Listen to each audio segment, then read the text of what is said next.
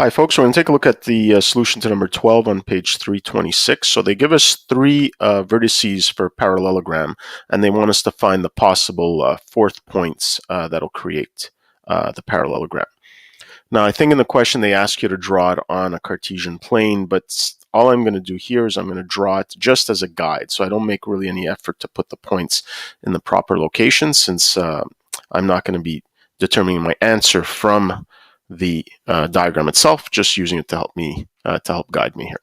All right, so here we've seen this type of question before. So by now we should know that there's four possible locations for the fourth point. And since we're given these points here, we're going to create vectors between them. Okay, so the first one here is if I create a vector from A to B, then I can create its opposite side to the parallelogram, which of course has to be equal to in length and parallel. So I'd be creating a vector here to give me my first possible point, P1. I'll call that P1. All right. And that, of course, creates a parallelogram. All right. So the trick here is that these two vectors are equal. In other words, the vector AB is equal to the vector C, P1.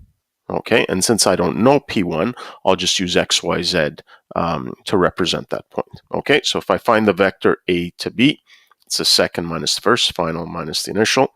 So here, what do we have? We have 7 minus -1, so 8, and then -2 minus 2 is -4, and then that's going to be equal to the vector CP. So if I use XY as this point here, I'm going to have X minus 2, and then y minus 8. So notice here how when I choose to create a vector that includes an unknown point, I always make my vector end at that point so that my variables end up in front.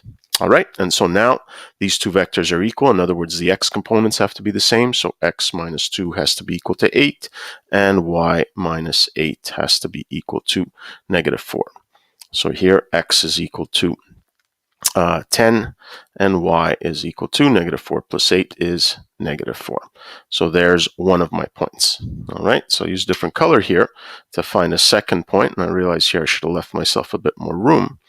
But if I sort of create this vector here from B to C, well, I can create this vector from A to now my second possible point, and there you go. I'm going to be creating another parallelogram. All right, so now what I'm going to do is equate the vectors BC and the vector A to this unknown P2. All right, and again, I've created a second parallelogram. So BC is going to be what 2 minus 7 is -5, and then 8 minus -2 is 10, is equal to, and then AP2. So again, I'll just use XY to represent this point. So x minus -1, x plus 1, and then y minus 2. And again, these two vectors are equal, so their components need to be the same. So x plus 1 needs to be equal to -5, and y minus 2 needs to be equal to 10. So here we have x is -6, and then y is 10 plus 2 is 12.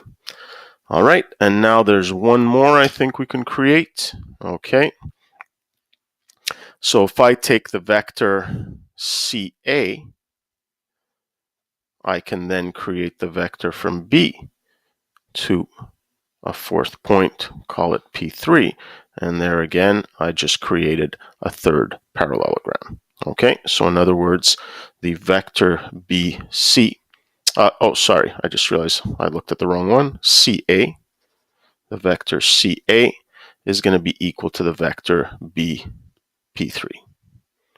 All right, so CA is going to be, so CA, so -1 minus 2 is -3, and then 2 minus 8 is -6. All right, and then here B3 is going to be, well, again, I'll use XY, so x minus 7, and then x minus -2, so x plus 2. Okay, and what do we end up with here? So x is equal to, x minus 7 has to be equal to -3, and then this should be y. Y plus 2 has to be equal to -6. So here x is going to be equal to -3 plus 7 is 4, and y is going to be equal to -6 minus 2 is negative 8. So what are my 3 points? Okay, therefore the 3 points can be either 10, negative 4, negative 6, 12, or 4, negative 8. All right, so just to recap here, we're given these 3 vertices and we create vectors between 2 of the points, okay, and then create an equal vector from the 3rd point in order to produce the different parallelograms. All right. The only suggestion I'll give is as you're doing this, make sure you're placing the arrows because you don't want to accidentally find the same point twice.